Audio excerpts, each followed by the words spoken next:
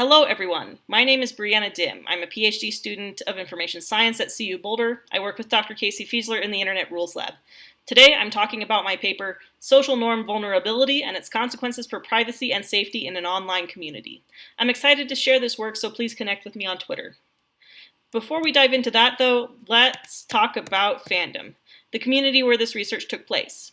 Fandom is a broad online community where people produce fan works like fan fiction. Fanworks are creative projects that remix source content from media properties into something new. Fandom has existed for a long time. Back in the 70s, fans started meeting at Star Trek conventions to trade zines full of fanfiction and fan art, copy and remix VHS tapes, and discuss their favorite shows.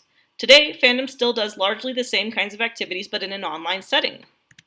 Because Fandom has parts that have remained unchanged in its core activities for the last 50 years, it also has retained some long-standing social norms and informal rules that started offline and migrated with the community to an online setting. We wanted to investigate Fandom's social norms and how they relate to various topics. In this paper, we examine instances of social norms breaking down or being violated, why it happens, the resulting consequences, and how we might support an online community's healthy social norms. But first, study details. We interviewed 25 people about norms and etiquette they noticed in Fandom. A large majority of our participants used Tumblr for socializing in Fandom at the time of these interviews. When asked about Fandom's unspoken rules, participants spoke about a similar set of social norms across the data.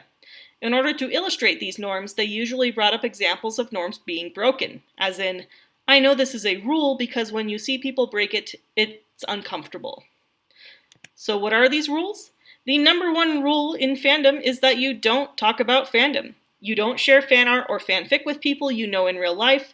Most people in Fandom even use a pseudonym so that their real life name is not connected to their Fandom content. People do this because it keeps Fandom safe. And that's what a lot of these norms people describe to us do. They are about preserving the privacy and safety of not only individuals in Fandom, but the overall community. Why does it keep the community safe? Parts of Fandom have been stigmatized for a long time, either because of copyright issues or people exploring queer content or sexually explicit content. These are topics that you wouldn't necessarily want your parents, friend, or classmates to know you are exploring. You don't talk about Fandom to non-Fandom people. While an array of norms around privacy and safety generally work for the community, there are some important instances where these norms break down.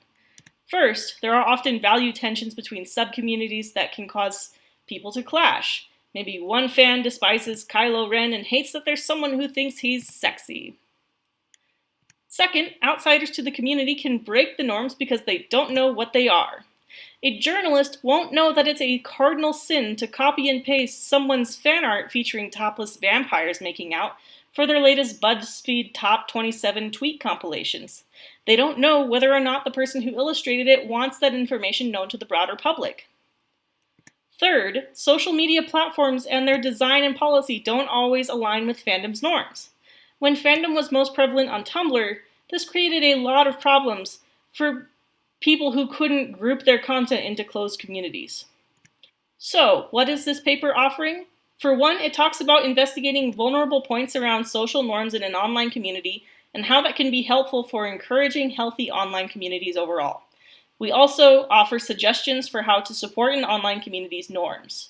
We can support norms from within a community. If communities have a specific system for managing content and conducting conversation, maybe we can preserve that system going forward. We can support norms as community outsiders by observing and asking questions before taking any major actions, whether for research purposes or otherwise. We can also support community norms through the online platform by examining how the systems we design and policies we enforce will impact unspoken norms within a community. There's a lot of stuff I skimmed over. Please consider reading the paper. There is a lot more explanation there. And I'm always happy to answer questions. Thanks so much for your time.